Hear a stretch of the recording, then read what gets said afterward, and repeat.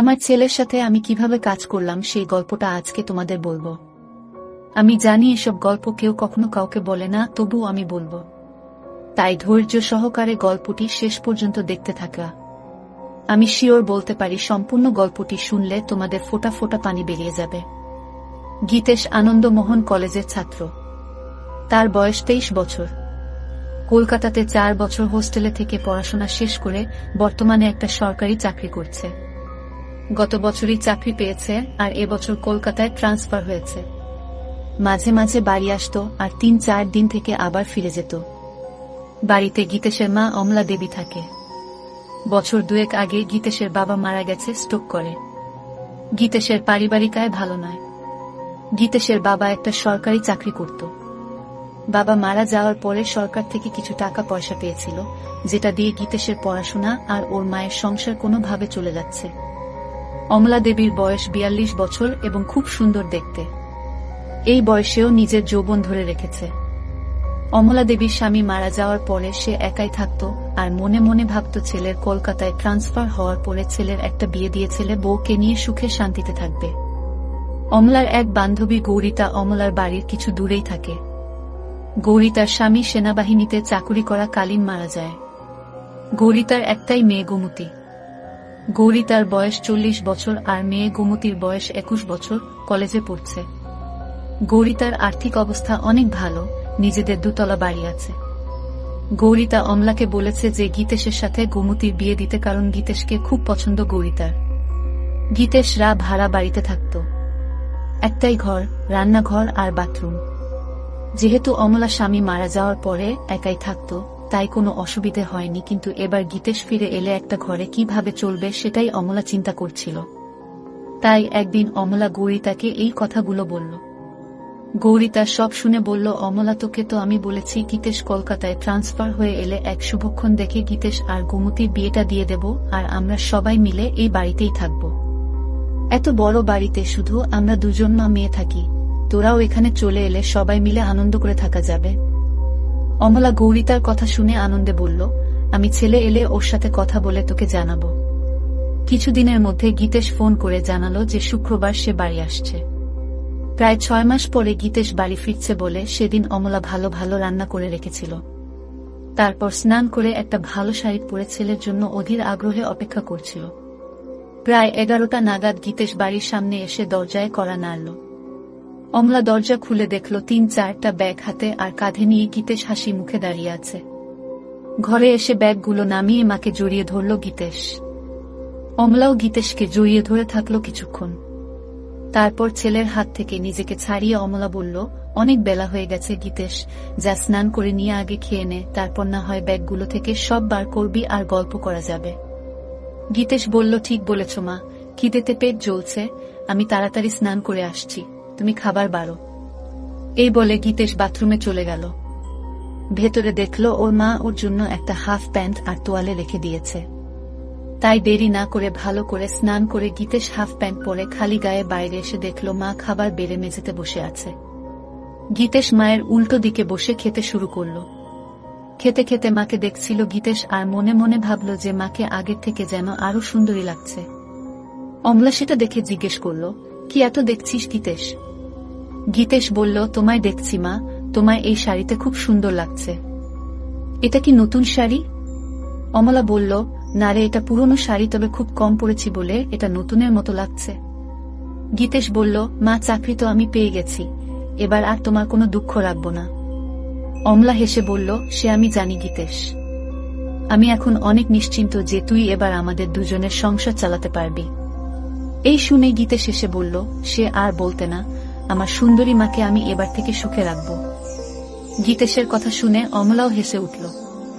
এইভাবে কথা বলতে বলতে 2জনে খাওয়া শেষ করল। অমলা থালা বাসন নিয়ে রান্নাঘরে ধোয়ার জন্য চলে গেল। গীতেশ হাত মুখ ধুয়ে ঘরে এসে ব্যাগ থেকে জিনিসপত্র বার করতে শুরু করল। একবার রান্নাঘরের দিকে তাকিয়ে ব্যাগ থেকে 2টা বাংলা গল্পের বই তাড়াতাড়ি বের করে নিয়ে নিজের বইয়ের তাকে লুকিয়ে রাখল। কিছুক্ষণ পরে অমলা ঘরে এসে বিছানায় বসল। অমলা ছেলের সব জামা প্যান্ট একদিকে সরিয়ে রাখতে রাখতে বলল, তোর সব জামা তো পুরনো হয়ে গেছে, এবার কিছু নতুন কিনে নিস। গীতেশ বলল, ঠিক আছে মা, এই মাসের স্যালারি পেয়ে তোমার আর আমার জন্য নতুন কাপড় কিনব। তারপর গীতেশ সব জিনিস বিছানা থেকে সরিয়ে অমলার মুখোমুখি বসে গল্প করতে শুরু করল। অমলা বলল, গীতেশ, এখন তোর কিরকম লাগছে? পড়াশোনা করে চাকরি করছিস, এবার কলকাতায় ট্রান্সফার হয়ে গেল। গীতেশ বলল, সেরকম কিছু না, কিন্তু এবার থেকে তোমার সাথে থাকতে পারবো, এই জন্য আমি খুব খুশি। এই বলে মায়ের কোলে মাথা রেখে শুয়ে পড়ল। অমলা ছেলের কথা শুনে খুব খুশি হল আর গীতেশের মাথায় হাত বুলিয়ে দিতে লাগল। গীতেশ শুয়ে শুয়ে অমলাকে দেখছিল আর মনে মনে ভাবছিল মাকে সত্যি খুব সুন্দর দেখতে। এইভাবে কিছুক্ষণ থাকার পরে অমলা হেসে বলল, গীতেশ, এবার গৌরিতার সাথে কথা বলতে হবে তোর বিয়ের জন্য। গীতেশ তখন মায়ের কোল থেকে মাথা সরিয়ে উঠে বসে বসে মায়ের দুই কাঁধে দু হাত রেখে বলল, না মা, এখন নয়, এখন শুধু আমার সুন্দরী মাকে সুখী করার সময়, বউকে নয়। অমলা হেসে বলল, আমি তো ভালোই আছি, এবার তোর একটা বউ এসে গেলে আমার অসুবিধা হবে আর তোর অসুবিধা হবে। গীতেশ নিজের মুখটা অমলার মুখের কাছে এনে বলল, আমাদের কি সুবিধা হবে মা, বউ এলে? অমলা বলল, আমার একটা গল্প করার সাথী হবে আর তোর চির জীবনের সাথী হবে। আর সত্যি বলছি, গোমতী খুব সুন্দরী আর ভালো মেয়ে, তোকে খুব সুখে রাখবে। গীতেশ অমলাকে বলল, আমি তোমায় সুখে রাখবো, তাই তোমার আর কিছু লাগবে না। অমলা গীতেশের কথা শুনে একটু চমকে উঠে বলল, ঠিক আছে, এবার তুই একটু রেস্ট নিয়ে নে, আমি একটু বেরোচ্ছি, একবারে বাজার করে ফিরব। এই বলে অমলা উঠে দাঁড়িয়ে নিজের শাড়িটা ঠিক করতে লাগল। গীতেশ ও উঠে দাঁড়িয়ে মাকে দেখতে লাগল। কিছুক্ষণ পরে অমলা বাড়ি থেকে বেরিয়ে যেতেই গীতেশ দরজা বন্ধ করে ঘরে এসে নিজের আরেকটা ব্যাগ খুলে মায়ের একটা ছোট জামা দেখে নাক দিয়ে গন্ধ নিতে থাকল। গীতেশ হোস্টেলে থাকাকালীন বন্ধুদের পাল্লায় পরে এসব বই পড়া শুরু করেছিল। সব সম্পর্কের মধ্যে মা ছেলে নিয়ে এগুলো পড়তে বেশি ভালোবাসত। সেই জন্য 6 মাস আগে যখন বাড়ি এসেছিল তখন মায়ের একটা ছোট জামা লুকিয়ে নিজের সাথে নিয়ে গিয়েছিল। তারপর থেকে হোস্টেলে গীতেশ বই পড়তে পড়তে মায়ের ছোট জামা জড়িয়ে ধরে নিজেকে শান্ত করত। যেহেতু খুব ক্লান্ত ছিল তাই মাকে চিন্তা করতে করতে কিছুক্ষণের জন্য ঘুমিয়ে পড়ল। তারপর কিছুক্ষণ পরে বাথরুম এগিয়ে পেচ্ছাপ করতে গিয়ে দেখল বাথরুমে মায়ের একটা ছোট জামা ঝোলানো আছে। অমলা তাড়াহুড়োয় সেটা সরিয়ে রাখতে ভুলে গিয়েছিল। গীতেশ পেচ্ছাপ করে ওটা নিজের নাকে শুকে বুঝল এটা মায়ের ব্যবহার করা। সেটা অমলা ধুতে ভুলে গেছে। গীতেশ অনেকক্ষণ সেইটা নাকে নিয়ে গন্ধ শুকতে লাগল। গীতেশ নিজেকে আর কন্ট্রোল করতে না পেরে নিজের কাজ করতে লেগে গেল। প্রায় 15 মিনিট ধরে চলল সেই কাজ। তারপর সেটা যেখানে ছিল সেখানে রেখে নিজেকে পরিষ্কার করে ঘরে এলো। মনে মনে অপরাধ বোধ হচ্ছিল নিজের মাকে নিয়ে এরকম ভাবতে, কিন্তু ও এটা বুঝতে পারল আজকে সব থেকে বেশি তৃপ্তি পেয়েছে। কিছুক্ষণ পরে গীতেশের পাপবোধ পরিবর্তন হলো আর ভাবতে লাগলো কিভাবে মাকে আরো কাছে পাওয়া যায়। এইসব ভাবতে ভাবতে সন্ধে হয়ে গেল আর ঠিক তখন দরজায় আওয়াজ হলো। গীতেশ দরজা খুলে দেখল অমলা দাঁড়িয়ে আছে, দু হাতে দুটো বাজারের ব্যাগ নিয়ে। গীতের সঙ্গে সোজা মায়ের হাত থেকে ব্যাগ দুটো নিয়ে রান্নাঘরে রেখে এক গ্লাস জল নিয়ে অমলাকে দিল। অমলা বিছানায় বসে জলটা খেয়ে জিজ্ঞেস করল, সারা দুপুর আর বিকেল কি করলি গীতেশ? একটু ঘুমিয়েছিলিস তো? হ্যাঁ মা, অল্প ঘুমিয়েছিলাম। ভালো করেছিস, আমি একটু ফ্রেশ হয়ে তোকে চা করে দিচ্ছি, তোর জন্য কাটলেট ও এনেছি। এই বলে অমলা তোয়ালে নিয়ে বাথরুম এ চলে গেল। গীতেশ তখন মাকে সারপ্রাইজ দিবে বলে নিজে রান্নাঘরে গিয়ে চা বানাতে শুরু করল। আর বাজারের ব্যাগ থেকে সবকিছু রান্নাঘরে যথাস্থানে রেখে কাটলেট দুটো একটা ডিশে রাখল। বাথরুমের ভেতর থেকে মায়ের গোসল করার শব্দ শুনতে শুনতে গীতেশ চা বানাচ্ছিল। এদিকে গোসল করতে করতে অমলা হঠাৎ দেখে তার ছোট কাপড়টা দড়িতে ঝুলছে। সঙ্গে সঙ্গে চমকে গেল আর মনে মনে ভাবল, সব কিছু ঠিক জায়গায় রেখে আসল জিনিসটাই বাথরুমে ফেলে গিয়েছিল। গীতেশ যে কি ভেবেছে কে জানে। নিজেকে কিছুক্ষণ গালাগালি দিয়ে গোসল করে তোয়ালেটা দিয়ে নিজেকে জড়িয়ে অমলা বাথরুম থেকে ঘরে এসে দেখল গীতেশ একটা ট্রে এ 2 কাপ চা আর কাটলেট সাজিয়ে বসে আছে। অমলা হেসে বলল, বাহ, একবার চা বানিয়ে মায়ের জন্য অপেক্ষা করছিস, খুব ভালো। বউকে তুই খুব সুখে রাখবি। এখন তো মাকে সুখী করি, তারপর অন্য কেউ। অমলা আলমারি থেকে একটা শাড়ি নিয়ে গীতেশকে বলল, আমি দরজাটা ভেজিয়ে দিয়ে রান্নাঘরের শাড়িটা পরে আসছি। গীতেশ এগিয়ে গিয়ে অমলার হাত ধরে বলল, তুমি এই ঘরে চেঞ্জ করে নাও, আমি রান্নাঘরে যাচ্ছি, তোমার হয়ে গেলে আমায় ডেকে নিও। এই বলে গীতেশ ঘরের দরজাটা ভেজিয়ে দিয়ে বাইরে অপেক্ষা করতে লাগল। ছেলের ব্যবহারে অমলা খুব খুশি হয়ে ঘরেই ড্রেস চেঞ্জ করতে লাগলো। গীতেশ দরজাটায় একটু ফাঁকা রেখে ভেজিয়ে রেখেছিল যাতে সেই ফাঁক দিয়ে ঘরের ভেতরটা দেখা যায়। গীতেশ দরজার ফাঁক থেকে চোখ রাখতেই ঘরের ভেতরের দৃশ্য দেখে অবাক হয়ে যায়। এদিকে অমলা ততক্ষণে শাড়িটাও পরে নিয়ে গীতেশকে ডাকল ঘরের ভেতরে আসার জন্য। গীতেশ মায়ের ডাক শুনে একটু চমকে গিয়ে ঘরের ভেতরে এলো এবং হঠাৎ খেয়াল করল ওটা শক্ত হয়ে দাঁড়িয়ে আছে। কোনক্রমে এক হাত দিয়ে সামাল দিয়ে বিছানাতে বসল। অমলা তখন আয়নার সামনে দাঁড়িয়ে চুল আঁচড়াচ্ছিল, তাই ছেলের দিকে খেয়াল করেনি।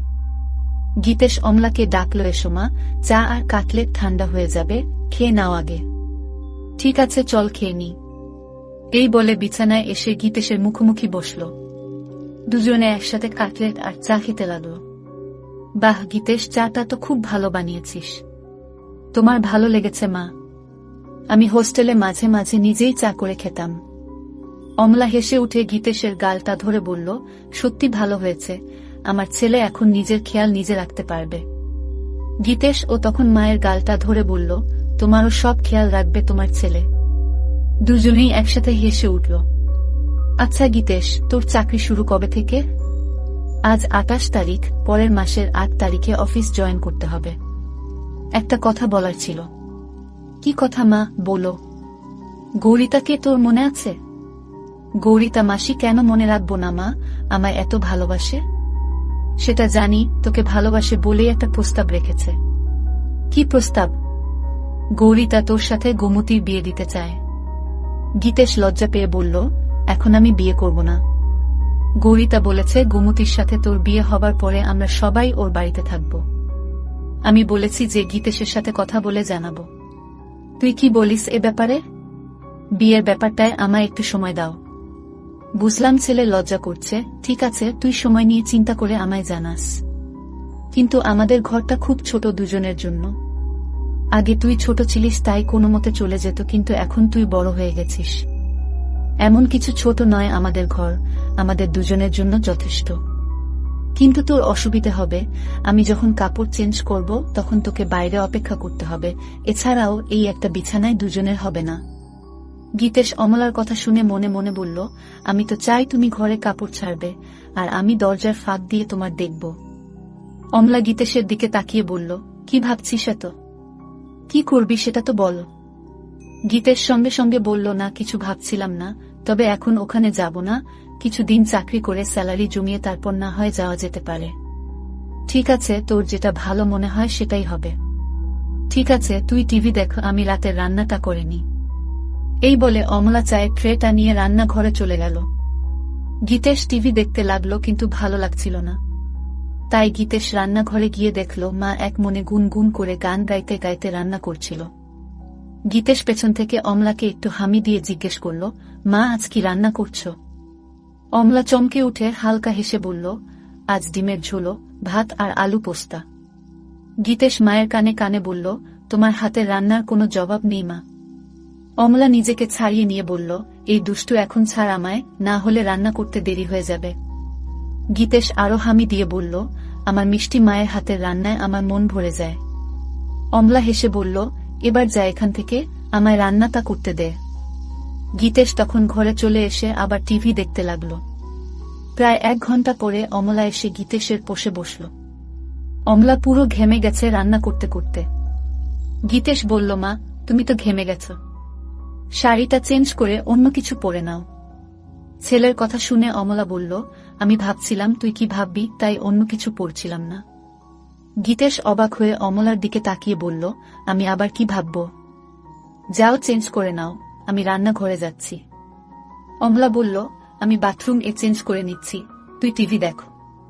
এই বলে অমলা বাথরুম এ চলে গেল। গীতেশ মনে মনে ভাবল, আরেকটা সুযোগ নষ্ট হলো মাকে ওভাবে দেখার। অমলা বাথরুমে গিয়ে নিজের গা ধুতে ধুতে রান্নাঘরে গীতেশের ওইরকম ভাবে জড়িয়ে ধরার কথা ভাবতে লাগল। মনে মনে ভাবছিল, গীতেশ কি তাহলে ইচ্ছে করে ওসব করছিল না, এটা হঠাৎ হয়েছিল। একটু চোখে চোখে গীতেশকে রাখতে হবে, কারণ এই বয়সটা খুব বাজে। এসব ভাবতে ভাবতে স্নান শেষ করে কাপড়টা পরে নিল।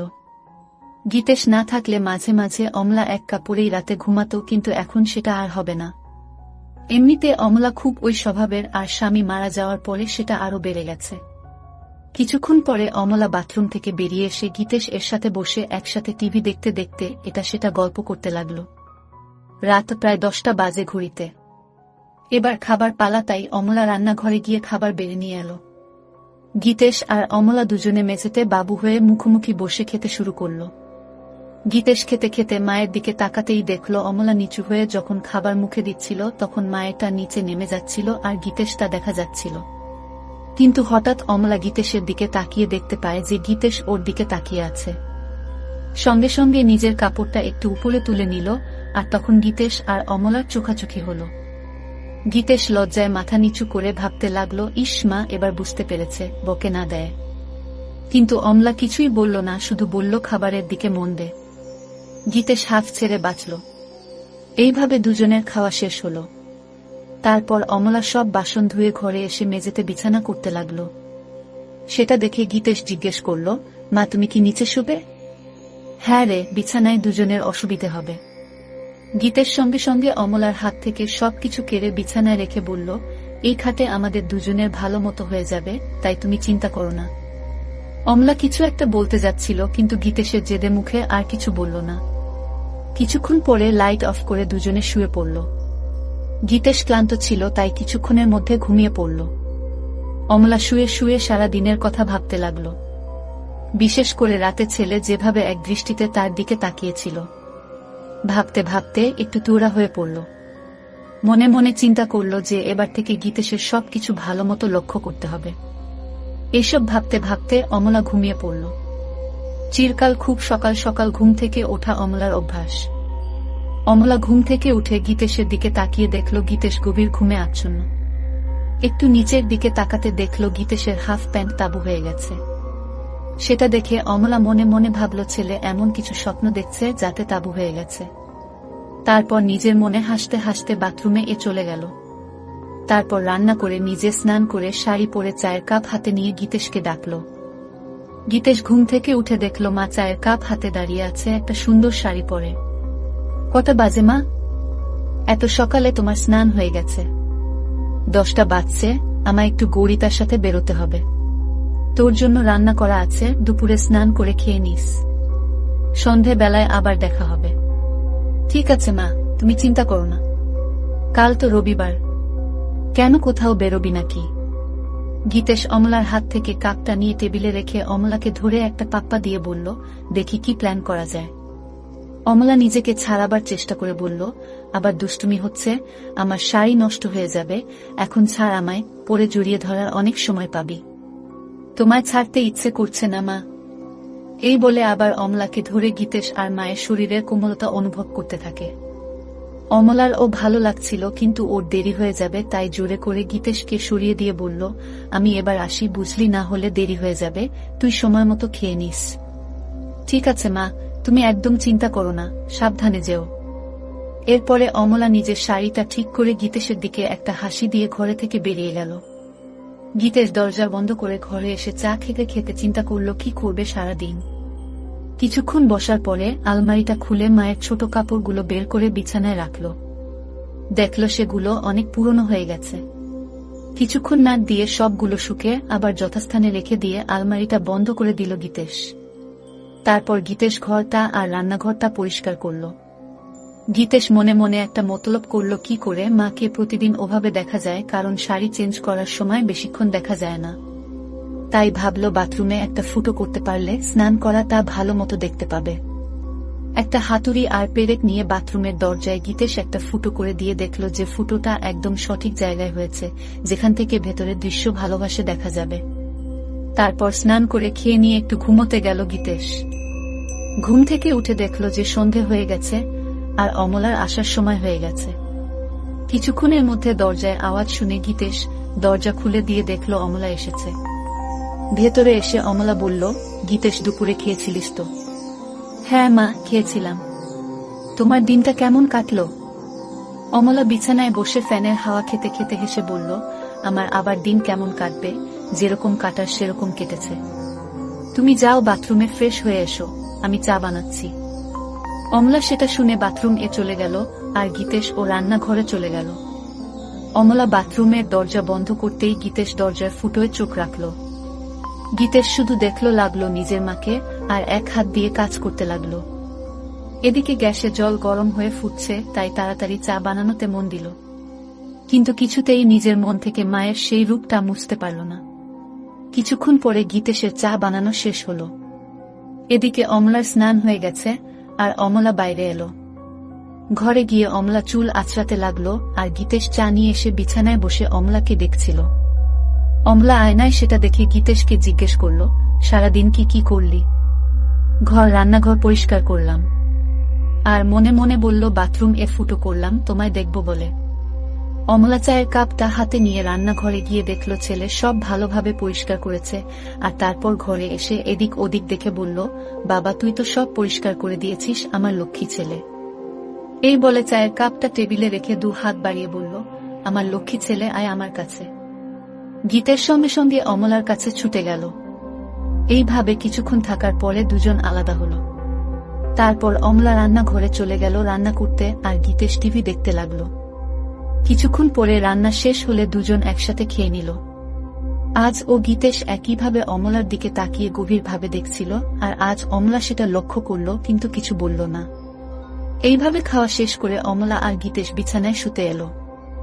দুজনে পাশাপাশি শুয়ে আছে। ঘরে নাইট বাল্বটা জ্বলছে। অমলা চিন্তা করছে গীতেশ কেন বারবার ওর দিকে তাকিয়ে থাকে। গীতেশের মাথায় শুধু মায়ের স্নান করার দৃশ্যগুলো আসছিল। এইভাবে দুজন ঘুমিয়ে পড়ল। মাঝরাতে গীতেশ টয়লেট এগিয়ে ফিরে এসে নাইট বাল্বের আলোয় দেখল লাহরটা উপরে উঠে গেছে। গীতেশ আস্তে আস্তে এসে অমলাকে দেখতে লাগলো। তারপর গীতেশ মায়ের দিকে তাকিয়ে দেখল মা গভীর ঘুমে আচ্ছন্ন, তাই সাহস করে মায়ের কাছে এগিয়ে গেল। খুব ভালোই লাগছিল গীতেশের। হাত দিতেই সঙ্গে সঙ্গে অমলা একটু নড়ে উঠল। সেটা দেখেই ভয়ে গীতেশ তাড়াতাড়ি হাত সরিয়ে নিয়ে বিছানায় শুয়ে পড়ল। অমলা তখন পাশ ফিরে শুল। গীতেশ আর কিছু না করে আস্তে আস্তে ঘুমিয়ে পড়ল। পরের দিন সকালে অমলা ঘুম থেকে উঠে তাড়াতাড়ি নিজেকে ঠিক করে নিয়ে ছেলেটির দিকে তাকিয়ে দেখল ছেলে উপুর হয়ে ঘুমে মগ্ন। তারপর বাথরুমে চলে গিয়ে নিজেকে ফ্রেশ করে অমলা চা বানাতে লাগলো। গীতেশ উঠে ড্রেস চেঞ্জ করে বাজারে চলে গেল। অমলা ভাবতে থাকলো কি হচ্ছে এসব। হোস্টেল থেকে ফেরার পর থেকে গীতেশের আচরণের কেমন পরিবর্তন এসেছে। এসব ভাবতে ভাবতে ঘরে গিয়ে বসল। বাজার যেহেতু অনেক দূরে, তাই গীতেশের ফিরতে ফিরতে আরো 1-2 ঘন্টা লাগবে। এদিক ওদিক দেখতে দেখতে হঠাৎ দেখল গীতেশের বইয়ের তাকে বইগুলো কেমন যেন অগোছালো আছে। তাই অমলা বইগুলো তাক থেকে নামিয়ে ঘোচাতে লাগলো, আর মনে মনে ভাবল ছেলে রান্নাঘর সব পরিষ্কার করেছে, অথচ নিজের বইয়ের তাক সাজাতে ভুলে গেছে। একটার পর একটা বই সাজিয়ে রাখতে রাখতে অমলা দেখল একটা মোটা বইয়ের ভেতর কিছু যেন আছে। বইটা খুলতেই দেখল একটা পাতলা বই মলাট দেয়া। অমলা ভাবতে লাগলো কি বই যে মোটা বইয়ের ভেতরে গীতেশ রেখেছে। গল্পের বইটা হাতে নিয়ে একটা পাতা উল্টোতেই কভার ফটো আর নাম দেখে অমলা চমকে উঠল। বই যা দেখল তাতে তো নিজের চোখকে বিশ্বাস করতে পারছে না। এও কি সম্ভব? পাতা উল্টাতেই দেখল মা ছেলের গল্প। সূচিপত্র দেখে আরেকবার চমকালো অমলা। একটা গল্পের কিছুটা অংশ পড়ল, অবাক হয়ে ভাবতে লাগলো এটা কিভাবে সম্ভব, আর গীতেশ এই বই পেল কোথায়? তাহলে কি এসব গল্প পড়েই সে আমাকে নিয়ে ওসব কথা ভাবে?